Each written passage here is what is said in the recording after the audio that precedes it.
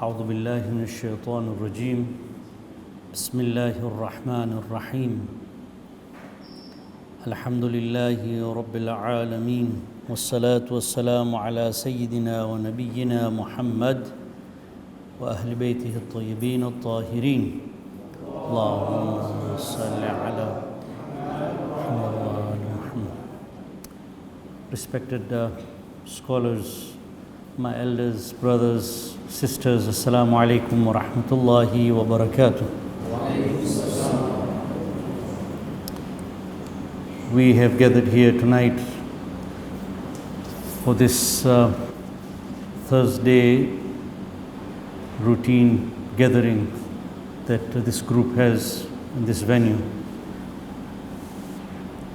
I've always mentioned that I don't deserve to be on this chair. I'm not here to lecture anybody, I'm not here to teach you anything. But more importantly, I'm just here to share whatever little that I have read, and by sharing it acts as a motivation for myself to act on what I've read.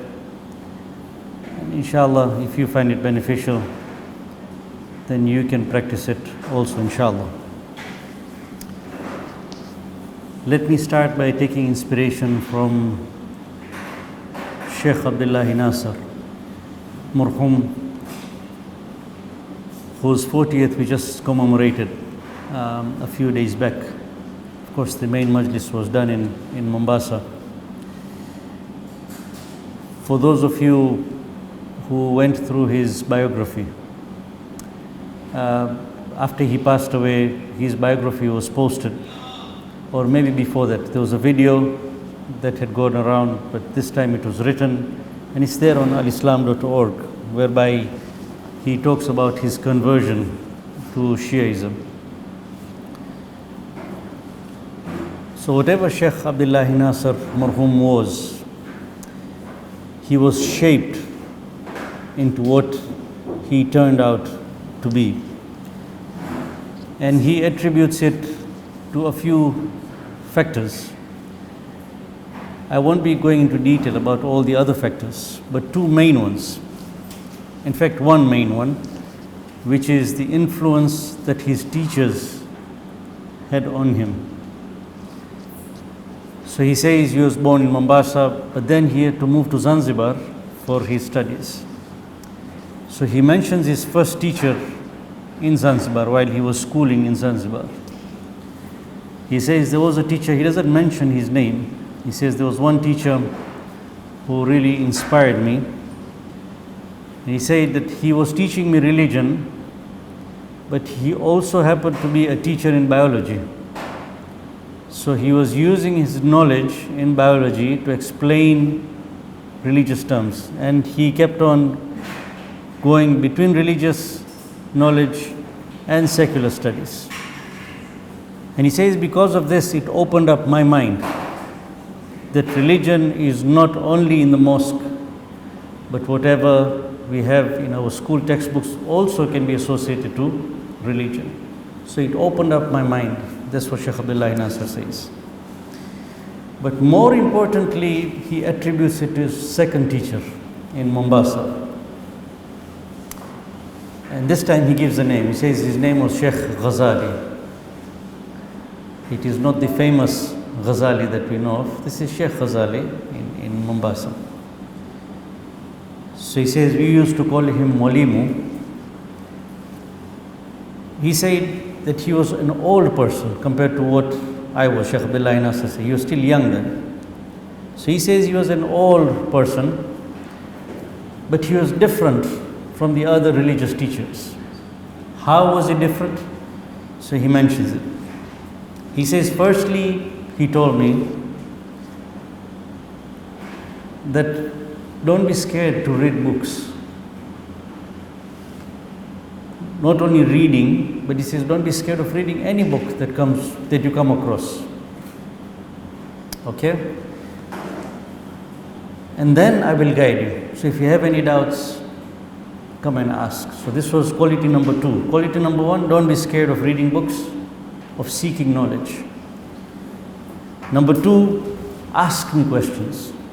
He says it was very difficult to ask questions to the other teachers around or the other elders around.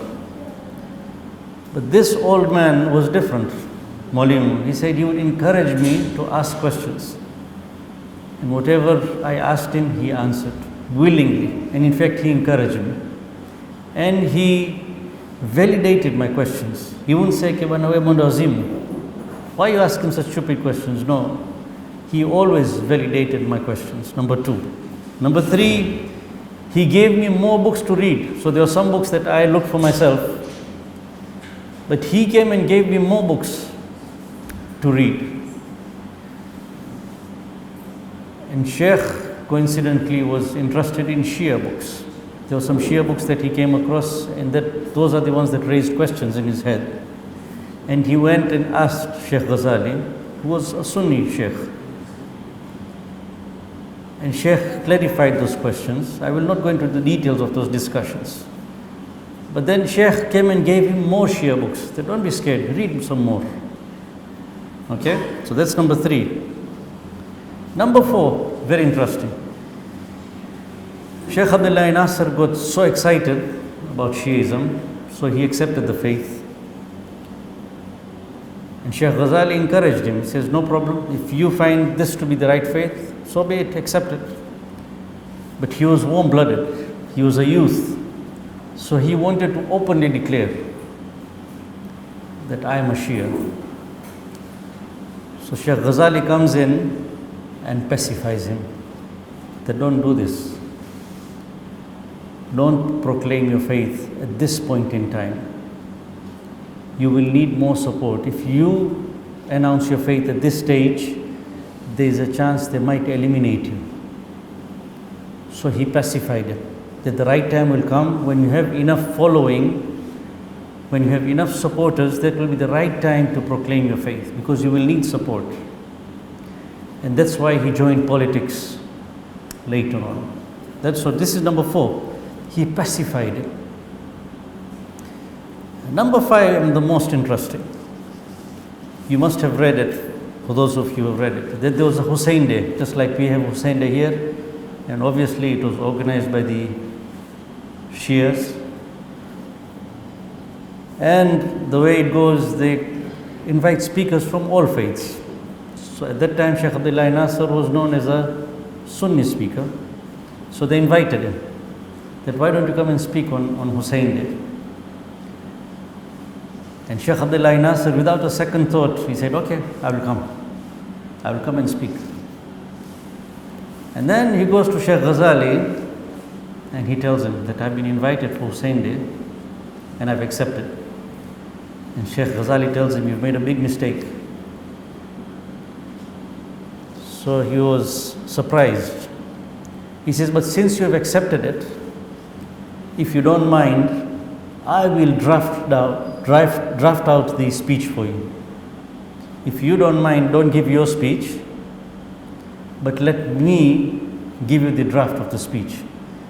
So the day you're going for the speech, half an hour before that, you come in, I'll give you a short speech, it'll be 30 minutes long. You memorize that and you give that speech. And Sheikh Abdullahi Nasser agrees. So he goes on the same day, a few hours before the speech. Sheikh Ghazali writes down the speech for him. Sheikh Abdullahi Nasser memorizes it, and when he goes for Hussein Day, he reads out Sheikh Ghazali's speech and nothing of his own. And coincidentally, Sheikh Ghazali also comes to that speech, and he tells him, I'll be sitting right at the back and keep on looking at me. If you make a mistake, I will point it out there. If you see me looking down, then you'll be doing fine. That's a sign that you'll be doing fine, that you're doing fine. But if you say a wrong word, I will look up and make sure your eyes are always on me. So Sheikh goes and he gives exactly the speech as it was drafted out by Sheikh Ghazali. After the speech, he tells him, come and see me in my house. So when he goes, Sheikh Abdullahi Nasser goes to Sheikh Ghazali, he tells him, what did the organizers tell you? the organizers of this program, what did they tell you about the speech? So he says, one of the sheikhs came in and told me that it was a terrible speech. The speech was not good. It was not what we expected from you. So Sheikh Ghazali says, you see, this was a trap for you. If you had said what was in your mind, these people would have eliminated you. You would have been exposed. And I knew this was going to happen. And that's why I told you to read out my speech. So at the right time, he intervened because Sheikh Ghazali was wise, he had the foresight, and he guided him accordingly. And this explains sometimes, I was wondering, whenever you go to Sheikh Sayyid Aidarus's speech, when he used to come to Udoe, and I used to wonder for a few years, that why is Sheikh Abdullahi Nasser also coming with him? He would sit right at the back there, if you notice, in Udoe Mosque. Old man, he could hardly walk. And I was thinking, he's a sick man. Why is he traveling all the way down to Dar es Salaam? Yes, they were inviting him. But maybe this was mentoring his student, Sayyid Aidarus, being there at the back of the venue. Just thinking out loud. Maybe there was another reason. But when I read this story, I thought this was something similar happening in these sessions. So just looking at this story, we can come up with 5 points as to the importance of a teacher. Number one, a good teacher would encourage you to seek knowledge and not be scared. But he would be there to guide you, clarify the doubts that you have. So number two, you'd be in a position to ask him questions and he would validate your questions and he would answer them. Number two. Number three, he would give you resources, extra resources. Number four, if he sees that you're going too fast, he's the person who would pacify you. And number five, he would be a person with a foresight and he would be able to guide you. So there's a difference now. When we go for lectures, for example, if I went to Qum and I would go to the Haram and every day at noon Ayatollah Jadi Amuli has a lecture and I would go and sit there and listen to his lecture and jot down notes. And then I would proudly come back to Dar es Salaam and say, I'm a student of Ayatollah Jadi Amuli, he's my teacher. This is not that relationship. It's not going to a lecture, listening to a scholar and say, I'm a student of so-and-so. No. This is a more close relationship, a more of a two-way relationship. You're very close. You have a one-to-one session with that person. It's like a personal doctor. When we say, okay, I have a personal relationship with this doctor, it's not the doctor treats every patient out there, but he knows me personally and he knows my history. That's the kind of relationship we want when we talk of a teacher. And this is not only in education or in spirituality, but even in sports. In sports, you have all these professional footballers, very talented, excessively talented, but you don't see them doing that well. Or if they do well, it's for a very short time, unless they play under a mentor or they are coached or taught by a proper coach, a trained coach. So just to give you a few examples. For example, Ronaldo. Ronaldo, when he came in from Portugal, nobody knew about him. Young boy, but the very fact that Sir Alex started working on him, within a short time you see him blooming. Mo Salah in Liverpool, for example, Mohamed Salah, nobody knew about him. I didn't know, at least. When he was playing for Roma and Fiorentina and a small club in Egypt and all the small clubs. But yet when he comes in, Klopp works on him and now he's a top star. So the right teacher brings out the best in a student. There was an article that I read about I just came across. I didn't go much into detail, but it was quite interesting. You know, the Sufis really believe in a master. They really emphasize on everybody having a master or a teacher, and you are totally or consistently in the shadow of that teacher. And they really emphasize on this. So if you read Sufi literature, they talk about the 7 levels of being, which is the types of nafs. So nafsul ammara and nafsul lawama. We just know of 3. Nafsul ammara, nafsul lawama, nafsul mutmainna. But there are almost 7 of them. And I think this was covered in a majlis from the Shia point of view by Sheikh Kamaal in Mahfil Abbas, if you remember. So there's Nafsul Ammara, there's Nafsul Lawama, there's Nafsul Mulhima, and then there's Mutma'inna, there's Nafsul Radhiya, there's Mardiya, and there's Nafsul Safiya. This is Sufi. So very interesting. Nafsul Ammara is the one that takes you towards sins. Lawama is the reprimanding soul. It criticizes you. But if you go beyond that, there is Nafsul Mulhima, whereby you're not sinning now, so there's no reprimanding soul, but you are guided by ilham. There is inspiration in your heart. So he says God guides you. So if you think about it, it must be a beautiful stage. When I thought about it, I said, wow, you reached a stage whereby God now is guiding you. At every moment you get a thought and you feel this is godly, and God is whispering into my heart and He's guiding me. There's no criticizing, I'm not attracted towards sin, so I've already gone beyond. And I thought, oh, what a wonderful stage. But when you read, they say this is the stage where you need a master most. You need a teacher to guide you. Why? Because shaitan comes and whispers into your heart and you think it's God. So you need a teacher to come and tell you what is a godly thought and what's a shaitani thought. So that's another function of a teacher. But I wanted to talk about the Shia perspective. And I think that is very, very important. What do our scholars tell us about the importance of a teacher? And the reason I picked up this topic, we are going through very rough times just now. Spiritually, ideologically, the media, peer pressure, very easy to be swayed around. And we need to look for ways to stabilize ourselves. And one of the best ways is to have a teacher, a spiritual guide. We need to identify this guide. And once we identify, we need to stick on to him.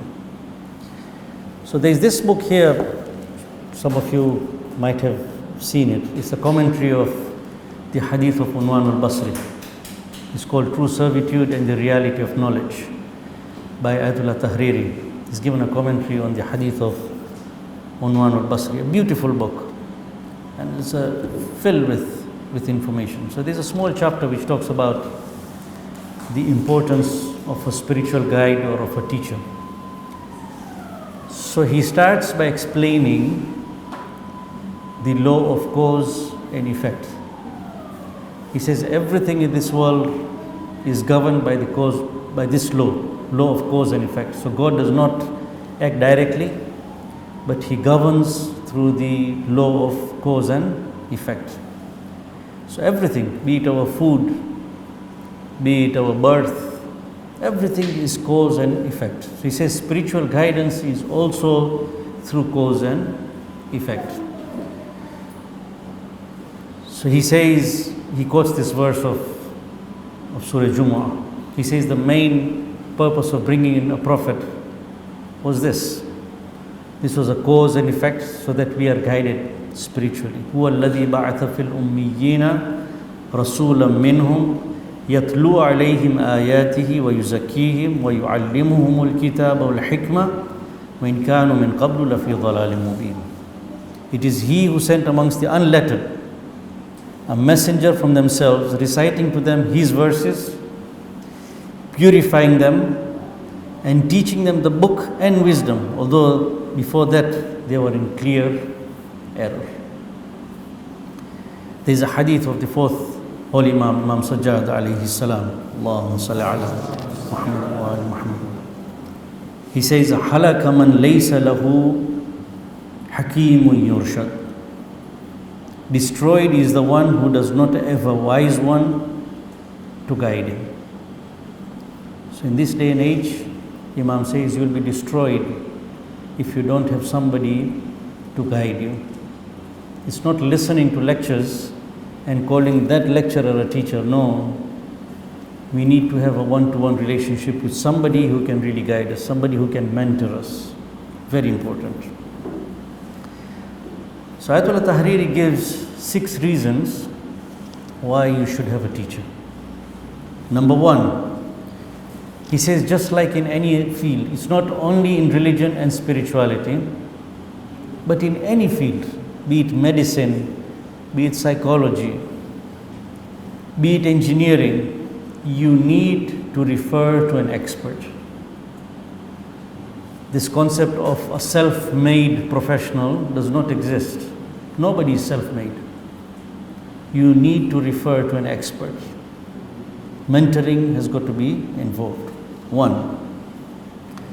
Number 2, in the journey of wayfaring or spirituality or any studies that you take up, there are always dangers in the journey. A teacher is the one who will save you from these dangers because he's already gone through that path. He's a mentor. He's already traveled that path and he's the best person to guide you from those dangers. Number 2. Number 3, he says there are specific instructions, especially in spirituality. And they give a beautiful example here. He says that there are plenty of instructions in spirituality, but some are like food and the others are like medicine. The instructions that are like food are those that have to be consumed all the time,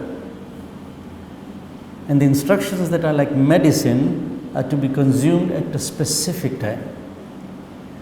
He says the problem comes in when you don't have a guide, you start using the medicine as food. Then it becomes lethal. If a doctor gives you tablets and he tells you it's to be taken thrice daily and you just start taking it every hour, it becomes lethal. So he says spiritual instructions are of 2 types. There are those that are like food and there are those that are like medicine. It's only a teacher who can tell you what is food and what is medicine. So that's another importance of a teacher here. Number 4, he says in any spiritual path, in a spiritual journey, we are all undergoing we are all on a spiritual path. He says there will be times of laxity where we become lazy, and there are times when we will be excessive in our practices. It is a teacher who will come in, there's a mentor who will come and tell you, you know, you're lazy. Or there'll come a time he'll come and tell you you're doing excessive stuff. Slow down. He's like a guide.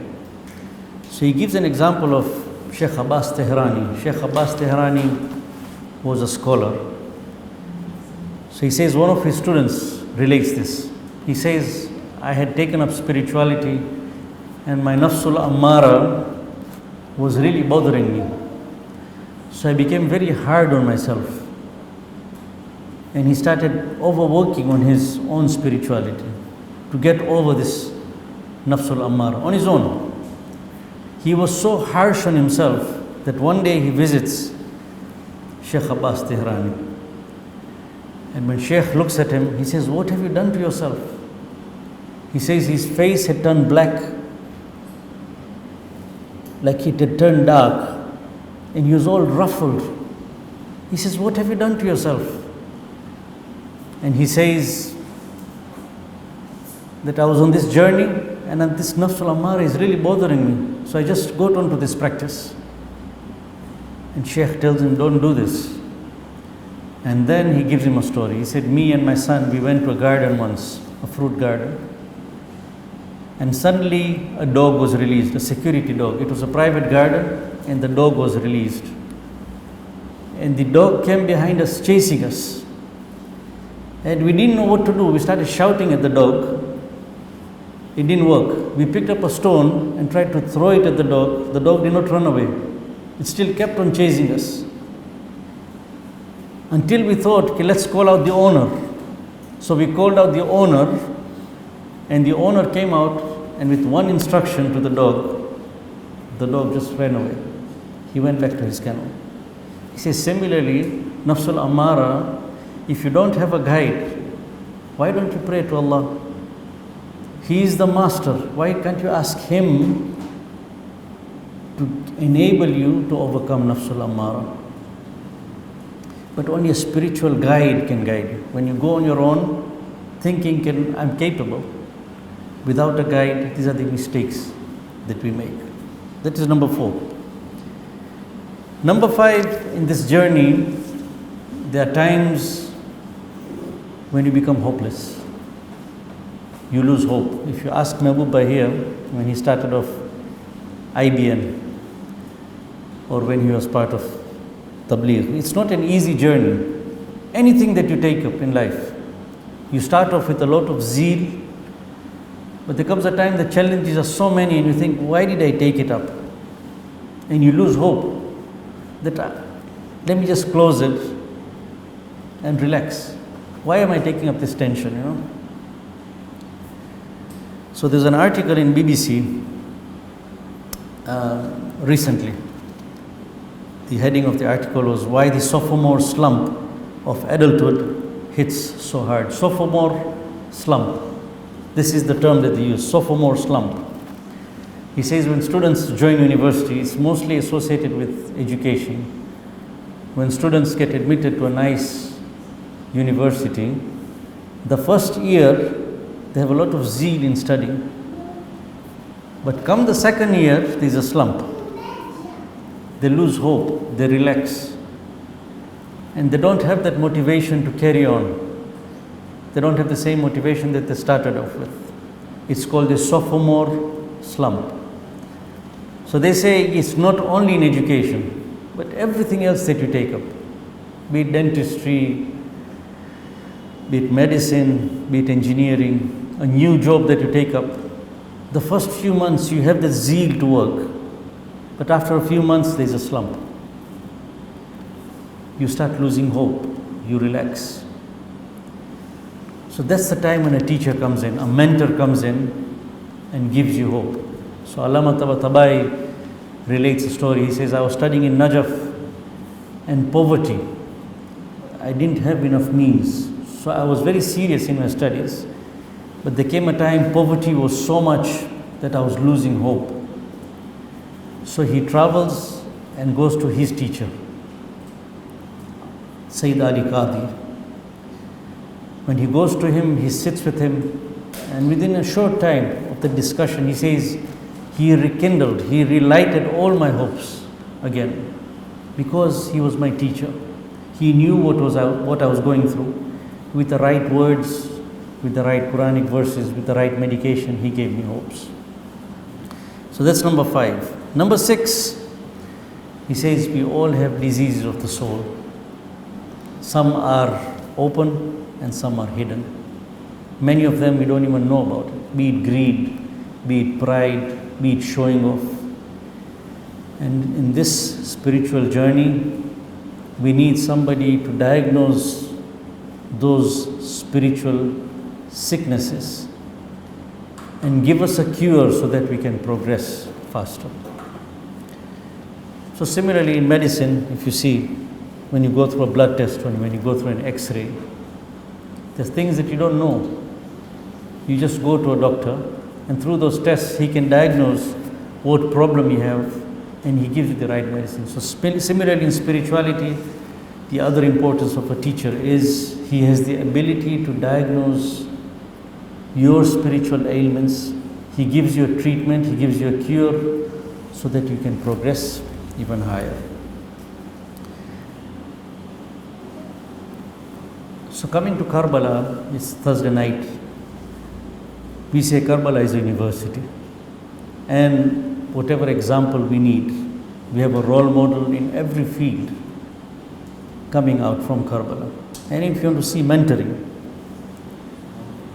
relationship between a mentor and a teacher, there is no better example than the relationship of Abul Fadl Abbas and Imam Hussain alayhi salam.